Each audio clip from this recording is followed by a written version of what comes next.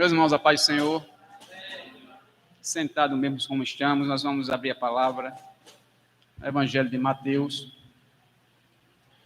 capítulo 13, a partir do 54. 13, Mateus 13, a partir do verso 54.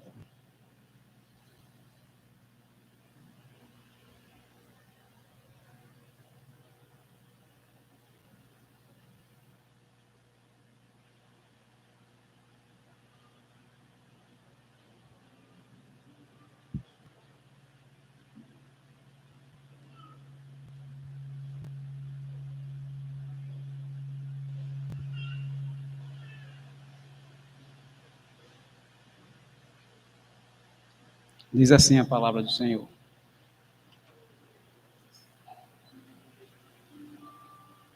E chegando à sua pátria, ensinava-os na sinagoga deles, de sorte que se maravilhavam e diziam: de onde veio a este a sabedoria e estas maravilhas?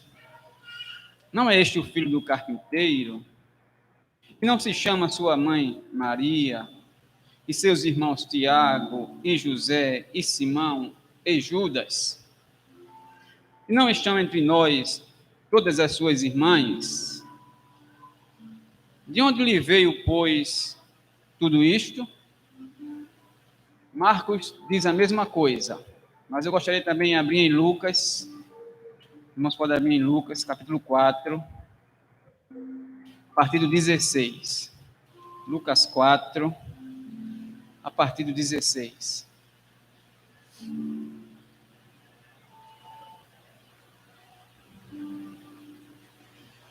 O Evangelho de Marcos, capítulo 6, diz a mesma coisa que Mateus, praticamente. Mas Lucas diz um detalhe interessante. 16 diz assim, Lucas 4,16. E chegando a Nazaré, onde fora criado, entrou num dia de sábado, segundo o seu costume, na sinagoga, e levantou-se para ler.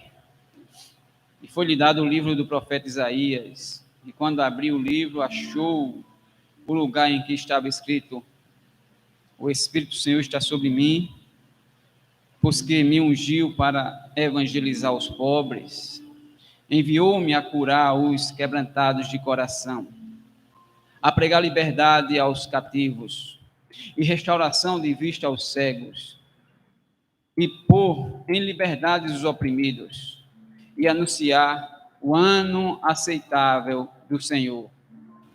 E, cerrando o livro e tornando a dar ao ministro, assentou-se. E os olhos de todos na sinagoga estavam fitos nele. Então começou a dizer-lhes: hoje se cumpriu esta escritura em vossos ouvidos. E todos lhe davam testemunho e se maravilhavam das palavras de graça que saía da sua boca. E diziam: não é este o filho de José? Até aí, irmãos. Pedimos, ó Deus, a tua bênção para a tua palavra nesta noite, a transmissão da palavra, a pregação, para que a tua palavra ela possa encontrar lugar em nosso coração, como uma semente que caiu em boa terra. Assim a tua palavra produza frutos em nossas vidas. Nós pedimos isto, o teu auxílio, a tua voz falando conosco, o teu Espírito se manifestando aqui, para a nossa salvação. Nós oramos em nome de Jesus. Amém. Meus irmãos, Jesus chega na cidade em que ele foi criado, onde habitavam seus irmãos, aqueles que viram ele crescer, que conheciam Jesus, conheciam sua família, seus conterrâneos, né?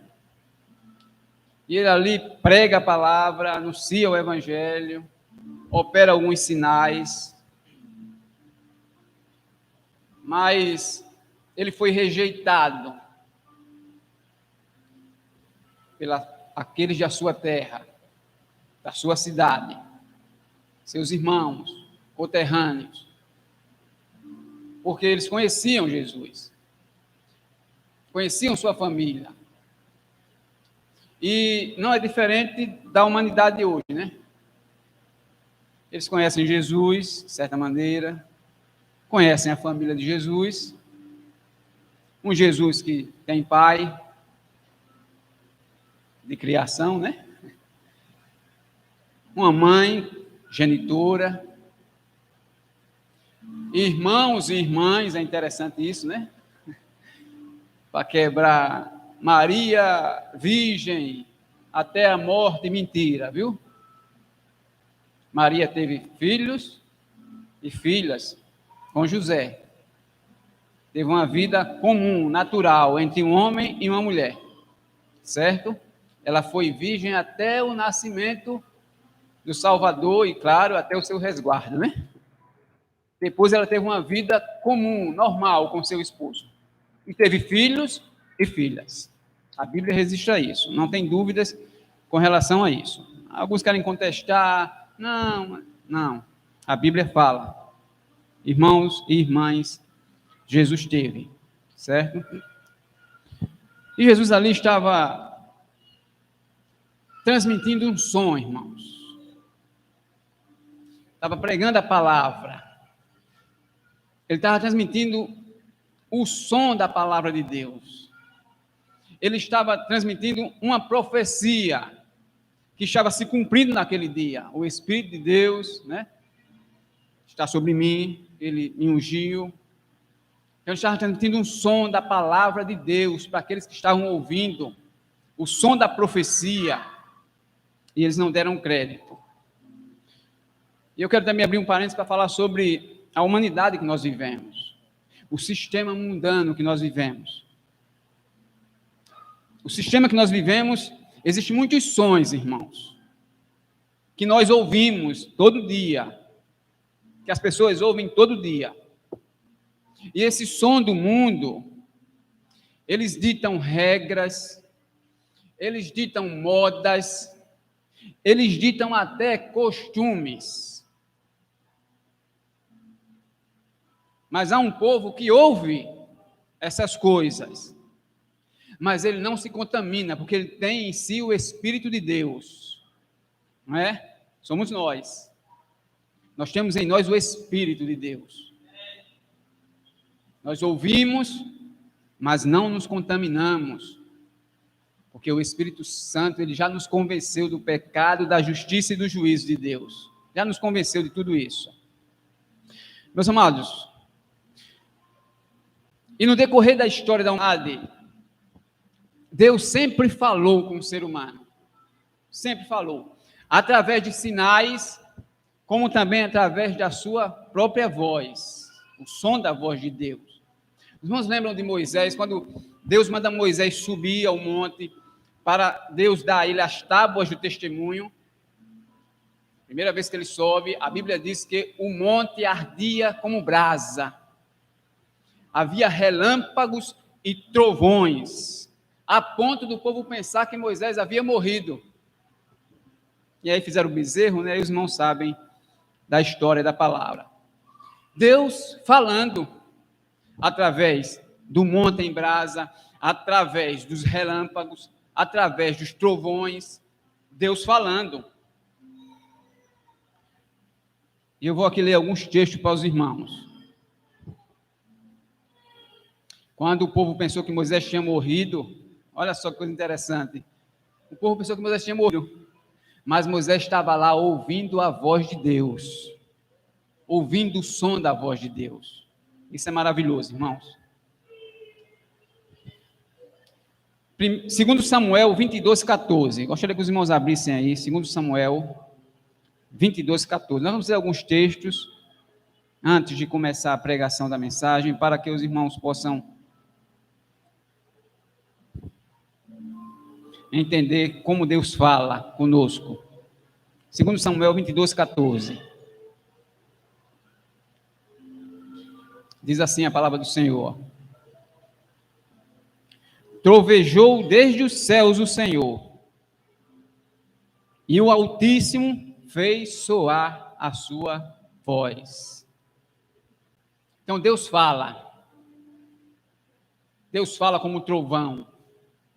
Deus faz ouvir a sua voz. Deus continua falando. Também, nós vamos abrir em Salmo 68, 33. Salmo 68, 33.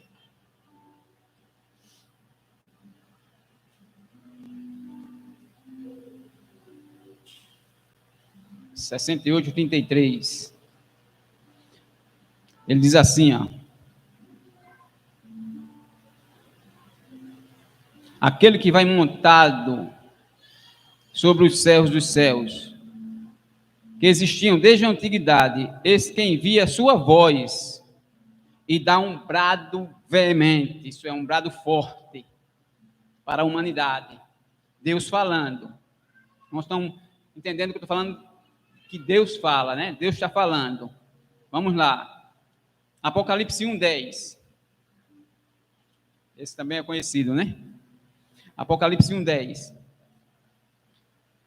Eu fui arrebatado no Espírito no dia do Senhor, e ouvi por detrás de mim uma grande voz, como voz de trombeta. Deus falando com João, como voz de trombeta. Agora eu gostaria que os irmãos ficassem em pé nesse instante. Por favor, os irmãos vão ficar em pé. Se você quiser, você pode fechar os seus olhos. Se quiser. Eu vou ler aqui um salmo.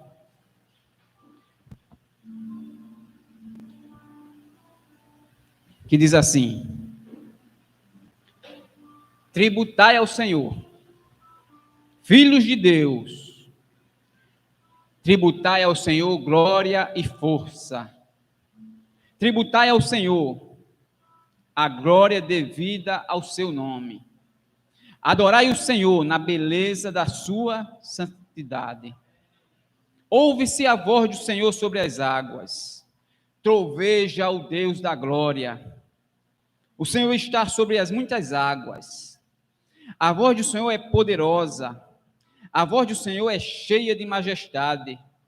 A voz do Senhor quebra os cedros. Sim, o Senhor despedaça os cedros do Líbano.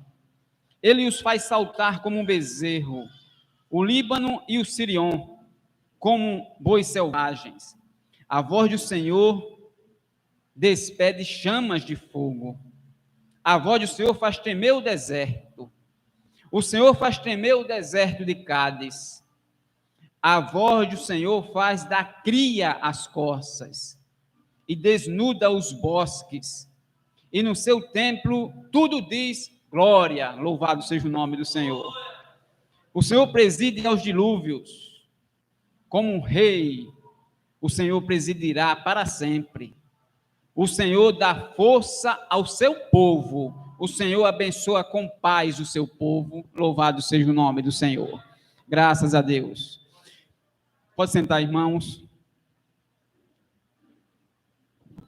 Eu falei tudo isso aqui para dizer aos irmãos que existe um carpinteiro. E esse carpinteiro, ele nos faz ouvir o som do carpinteiro. Ele faz ouvir o som do trabalhar do carpinteiro. E ele nos faz ouvir a sua voz. Quero tratar com os irmãos sobre o tema o som do carpinteiro, ou o som que vem do carpinteiro, ou que sai do carpinteiro. Aqui disseram, esse não é Jesus, o filho de José, o carpinteiro, consequentemente Jesus era carpinteiro também, trabalhava com o pai na carpintaria. Então, o som que sai do carpinteiro. Os irmãos vão entender que tudo isso que eu vou falar aqui, fala daquilo que Deus operou, ou quer operar nas nossas vidas. Diz assim a palavra do Senhor: que Jesus era carpinteiro. E o carpinteiro ele tem as suas ferramentas de trabalho. Não era como as de hoje, né? Não existia luz elétrica, não existiam os equipamentos modernos de hoje. Era algo muito rústico, era difícil, era um trabalho duro, um trabalho pesado. Nós vamos falar um pouquinho das ferramentas do carpinteiro, e os irmãos vão entender que você precisa ouvir o som do trabalhar do carpinteiro. A primeira ferramenta que o carpinteiro usa é o machado. Por quê? Porque ele vai para a mata, não é isso? Ele corta a árvore para trazer para a carpintaria. A primeira ferramenta que ele usa é o machado. Ele pega o seu machado, vai para a floresta, corta a árvore e traz para a carpintaria. Eu pergunto a você, meu irmão e minha irmã, você já ouviu o som do trabalhar do machado do carpinteiro? Porque eu ouvi. E eu tenho certeza que a maioria aqui já ouviu, se não todos. Porque Jesus fez isso conosco um dia. Um dia ele foi na mata deste mundo, na floresta deste mundo, e nos cortou deste mundo, e nos trouxe para a carpintaria, para a sua presença. Porque a palavra diz que nós somos como árvores. Bem-aventurado o homem que confia no Senhor, porque é como árvore plantada junto às águas, que dá o seu fruto na estação certa, não é assim? Quando o Senhor opera ali no cego, diz, o que é que tu vê? Ele, vejo homens andando como árvores que andam. O Senhor fez isso, o som do carpinteiro um dia fez isso. Ele, meus amados, isso fala da salvação. Um dia o Senhor os tirou deste mundo, cortou as nossas vidas, nos dando salvação e nos colocando na sua presença. E nós chegamos aqui cheio de casca, cheio de galhos, cheio de folhas. E Ele foi trabalhando as nossas vidas. Se você ainda não ouviu o som do corte do machado do carpinteiro, Ele quer fazer isso com você essa noite.